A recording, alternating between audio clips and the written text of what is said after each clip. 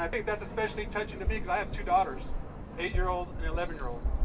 And to live in a type of state where someone of that age, who was just bubbling with life, who had an interest in government, who was a member of the student council, who was going there to meet her congresswoman to be excited and be inspired about what she could be in her life, was struck down.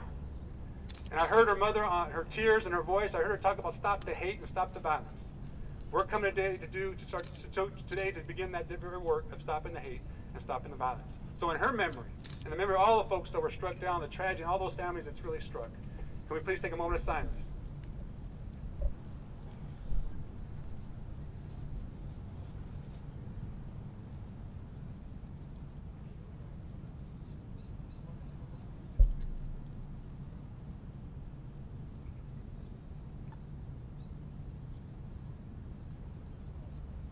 Thank you very much.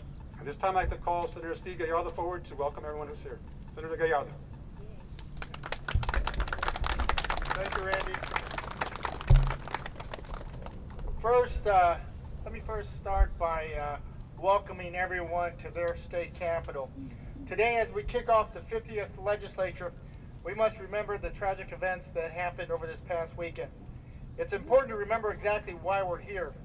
It's also important to conduct ourselves within a responsible manner and debate not who is a good or bad person, but what's the best way to lead the state of Arizona during this next legislative session. The political tone around the state and this country on many issues must change. As we address the state's many challenges during this legislative session, we must stop most of this rhetoric that has plagued our state capitol and this country over the last few years. Let's start working together in a civil tone and moving Arizona forward. I want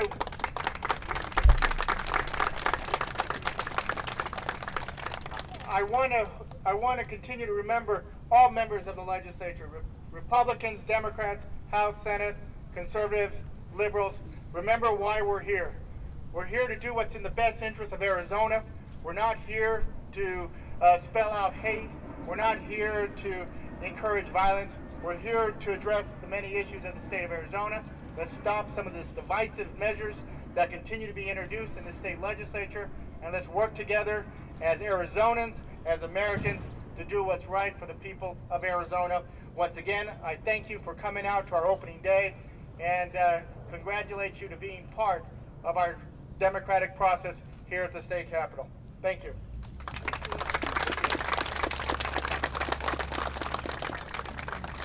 Thank you very much, Senator Gallardo. Before we bring on the first speaker, I just want to share a quote that was by Sheriff Dupnick, for over 30 years being the Pima County Sheriff, what he shared after his reaction to this particular incident that took place.